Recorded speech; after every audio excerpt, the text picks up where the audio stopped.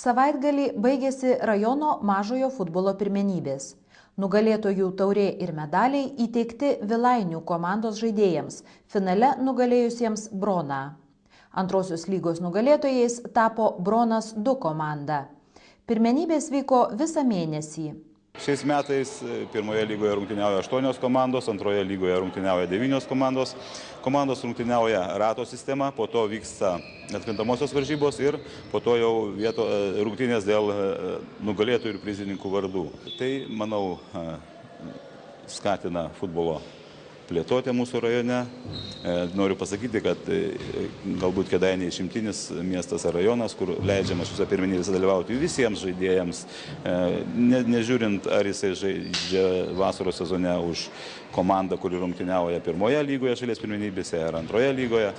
Jeigu klubų vadovai leidžia jiems rungtyniauti, jie rungtyniauja tose komandose, kurios užsiregistruoja dalyvauti šiuose pirmenybėse. Treniruotėse prieš turnyro dvikovas ir varžybose aktyviai sportuodami laiką leido apie 250 įvairaus amžiaus rajono žmonių, nuo moksleivių iki veteranų. Beveik visi žaidėjai ne naujokai futbole. Kai kurie yra profesionalūs sportininkai, kai kurie yra ir iš Nevėžio keli, yra paimtas irgi vienas Šiauliuose žaidė.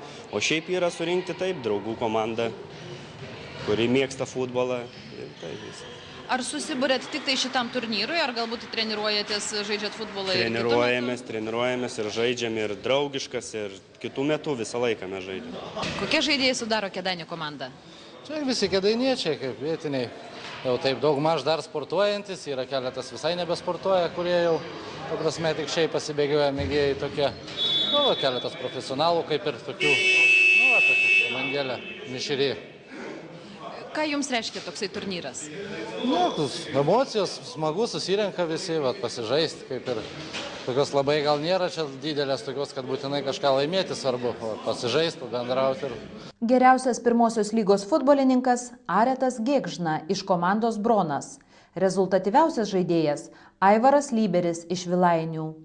Geriausių vartininkų pripažintas Arūnas Skorupskas iš Brono, o kilnaus žaidimo prizas atiteko Respublikos komandai.